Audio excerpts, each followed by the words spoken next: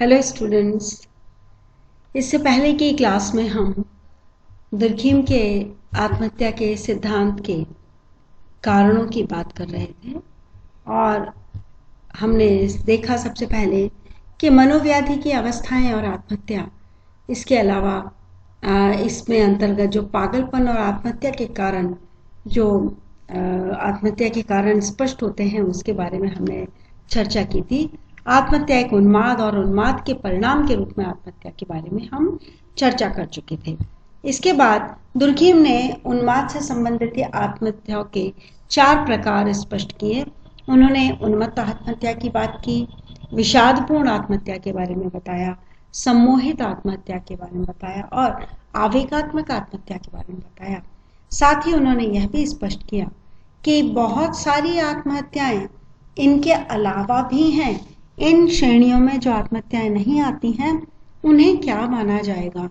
इसलिए दुर्खीम ने इस प्रकार की आत्महत्या के कारणों को पूरी तरह से नकार दिया और कहा कि ये सामाजिक परिस्थितियां इसके लिए जिम्मेदार हैं। मनोवैज्ञानिक कारणों को आत्महत्या के लिए स्वीकार नहीं किया जा सकता। इसके पश्चात दुर्खीम ने जो अगला कारण स्पष्ट होता है वो है स्नायु दोष और आत्महत्या।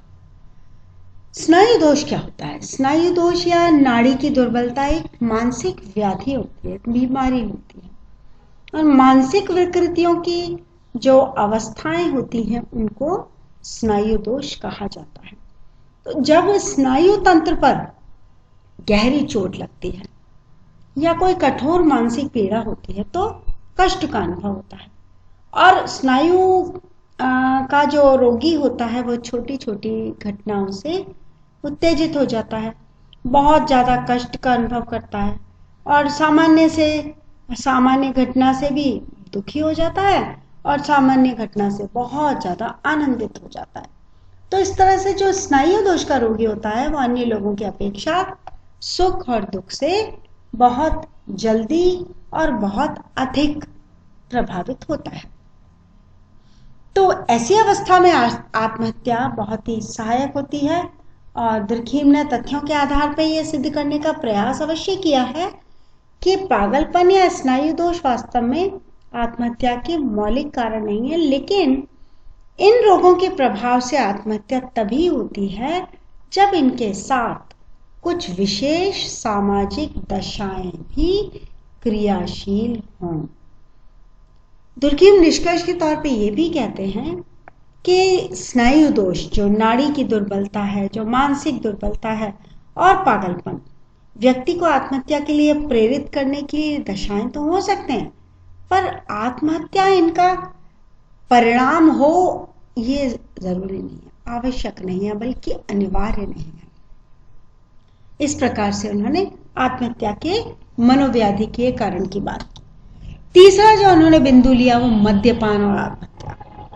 कुछ लोग मद्यपान को आत्महत्या का कारण बताते हैं क्योंकि मद्यपान को भी पागलपन की एक अवस्था कहा जा सकता है, जैसे कि शराब पिए हुए व्यक्ति का मस्तिष्क का संतुलन बिगड़ जाता है और वो आत्महत्या कर बैठता है। हालांकि दुर्खीम ने फ्रांस में आत्महत्याओं की संख्या और मद्यपान के अपराधियों की संख्या का विश्लेषण किया और उन्होंने ये स्पष्ट भी किया कि इन दोनों में कोई भी सहसंबंध नहीं पाया गया।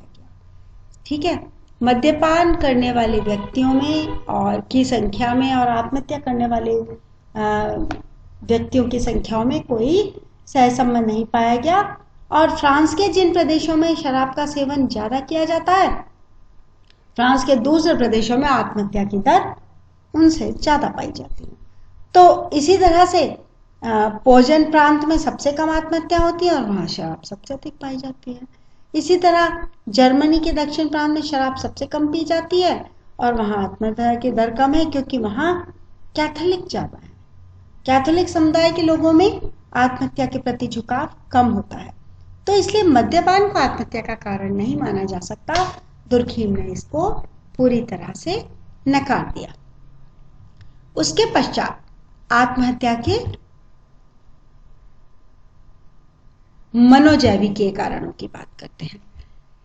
मनोजैविकीय कारण, अब आत्महत्या के असामाजिक कारकों में मानसिक व्याधियों के अलावा कुछ सामान्य मानसिक अवस्थाएं भी होती हैं जो बहुत महत्वपूर्ण होती हैं। तो मनुष्य की शारीरिक और मानसिक रचनाएं ही ऐसी हो सकती हैं कि वह आत्महत्या को प्रोत्साहन दें।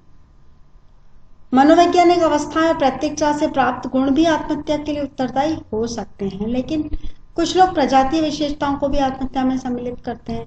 वो कहते हैं कुछ विशिष्ट प्रजातियों में आत्महत्या करने के प्रति एक झुकाव पाया जाता है। तो इन कारकों की सत्य की परीक्षा करने के लिए इन बिंदुओं पर फिर से अध्ययन किया गया और उन्होंने प्रजाति और आत्महत्या का सहसंबंध जानने के लिए दुर्खीम ने पहले प्रजाति को परिभाषित किया। उन्होंने कहा प्रजाति क्या है? प्रजाति आधुनिक अर्थ में उन व्यक्तियों का समूह है जो सामान्य लक्षणों से युक्त है। ये सामान्य लक्षण उन्हें पैतृकता से प्राप्त होते हैं। तो उन्होंने कहा कि प्रजाति की दो विशेषताएं होती हैं। प्रजाति उन व्यक्तियों का समूह होता है जो एक दूसरे के समान होते हैं, और दूसरी बात, प्रजाति से संबंधित जो भी समानताएं हैं ये उन्हें पैतृकता से प्राप्त होती हैं। तो दुर्खीम कहते हैं कि प्रजाति की ये जो विशेषताएं हैं ये राष्ट्रीयता का समानार्थक हैं। एक तरह से वर्तमान में प्रजाति और राष्ट्रीयता समान है। तो कुछ विद्वान प्रजातीय लक्षणों में आत्महत्या का कारण ढूंढने की कोशिश करते हैं और संबंध स्थापित करने का प्रयास करते हैं, पर दुर्खीम प्रजाति और आत्महत्या के संबंध को पूरी तरह से अस्वीकार कर देते हैं। दुर्खीम कहते हैं कि आत्महत्या की जटिल प्रकृति को, विशिष्ट प्रवृत्ति को, सोच को प्रजाति के सामान्य लक्षणों से स्पष्ट नहीं किया जा सकता। उन्होंने कहा कि एक विशेष प्रजाति के लोग पहले आत्महत्या करते थे, अब वो प्रवृत्ति कम हो गई। इसी तरह से अलग अलग प्रांतों में उसी प्रजाति के लोगों की आत्महत्या की दर अलग अलग है। तो ये कैसे माना जा सकता है कि इसी प्रजाति के लोग आत्महत्या करने की प्रवृत्ति रखते हैं? उन्होंने कहा दुर्खीम ने कि उनकी जो बाहरी परिस्थितियां हैं उनमें जो परिवर्तन आ रहे हैं, उनकी सभ्यता में जो परिवर्तन आ रहा है, उनके भौगोलिक वातावरण में, पर्यावरण में जो अंतर आ रहा है, वह आत्महत्या में अपना कोई ना कोई भूमिका रखता है, लेकिन आत्महत्या प्रजाति का सीधा सीधा कोई भी कार्य कारण संबंध नहीं है। इसके अलावा फिर उन्होंने पैतृकता और आत्महत्या को स्पष्ट करते हुए कहा कि पैतृक आत्महत्या का अर्थ है आत्महत्या करने वाले के बच्चे भी इसीलिए आत्महत्या करते हैं कि उनके अंदर उनके माता पिता के आत्महत्या की प्रवृत्ति, आत्महत्या के लक्षण पाए जाते हैं। ये कहा जा सकता है कि आत्महत्या की जो प्रवृत्ति है, आत्महत्या की जो लक्षण है, वो माता पिता द्वारा संतानों को प्राप्त होते हैं, जो उन्हें चाहे परिस्थितियां अच्छी हों तो भी आत्महत्या के लिए प्रेरित करते हैं। तो कुछ समय विद्वानों ने, जैसे गाल और एस्केवरोल ने अध्ययन किया और सिद्ध करने के लिए कुछ उदाहरण भी दिए। उन्होंने कहा, गाल ने कहा कि पेरिस के एक बहुत ही अमीर जमींदार थे, उन्होंने आत्महत्या की और उनके 7 बच्चे थे, उन 7 बच्चों ने भी आत्महत्या की। ऐसे ही एस्केवरोल ने एक ऐसे व्यापारी का उल्लेख किया है, उनके 5 पुत्र थे और 4 ने तो उन्होंने आत्महत्या की और 5वें ने कई बार आत्महत्या का प्रयास किया। किंतु दुर्खीम ये कहते हैं कि आत्महत्या का गुण पैतृकता से प्राप्त नहीं होता। दुर्खीम कहते हैं कि मानसिक दुर्बलता, स्नायु दुर्बलता पैतृकता से हस्तांतरित हो सकती है। एक व्यक्ति स्नायु रूप से दुर्बल हो, स्नायु दोष हो, मानसिक रूप से दुर्बल हो और कोई ना कोई ऐसी दुर्बलता उसकी संतानों में भी आगे स्थानांतरित हुई हो, तो वो आत्महत्या के लिए प्रेरित कर सकती है। वो लिखते हैं कि अगर कोई व्यक्ति जिसके परिवार में पागल और आत्महत्यारे दोनों हैं, आत्महत्या कर लेता है तो वो इसलिए नहीं करता कि वो आत्महत्या उसके माता पिता ने भी किया था। वो इसलिए करता है कि उसकी भी कोई ऐसी दुर्बलता है और वो भी पागल है। उस दुर्बलता के कारण बहुत ज्यादा उसको आगे कुछ करने की क्षमता नजर नहीं आती। तो दुर्कheim कहते हैं कि आत्महत्या एक संक्रामक घटना है। पागल या स्नायु दुर्बलता का व्यक्ति अगर अपने परिजन द्वारा की गई आत्महत्या का स्मरण करता है या आत्महत्या की घटना को देखकर स्वयं भी आत्महत्या के लिए प्रेरित होता है तो ये एक संक्रामक स्थिति है। दुर्कheim ने अपनी किताब में, अपनी पुस्तक में ऐसे कई उदाहरण दिए हैं जिसमें आत्महत्या अपने संक्रामक रूप में नजर आती है। वो लिखते हैं, एक अस्पताल में 15 रोगियों को एक अंधेरे कमरे में एक के बाद एक देखा फांसी लगा ली थी। जब वहां से फंदा हटा लिया तो आत्महत्या का क्रम बंद हो गया। 15 रोगियों को रखा एक के बाद एक और सबके सब फांसी लगाते गए। तो उन्होंने कहा कि ये संक्रमण फैलाती है आत्महत्या की प्रवृत्ति। फिर उन्होंने दुर्कheim ने आयु और लिंग के आंकड़ों का संकलन किया और पैतृकता और आत्महत्या के संबंध का भी खंडन किया। उन्होंने कहा आत्महत्या पैतृक है तो उसका प्रभाव सभी आयु के लोगों और स्त्री पुरुषों पर पड़ना चाहिए, पर आंकड़े ये बताते हैं कि स्त्रियों की तुलना में पुरुष अधिक आत्महत्या करते हैं।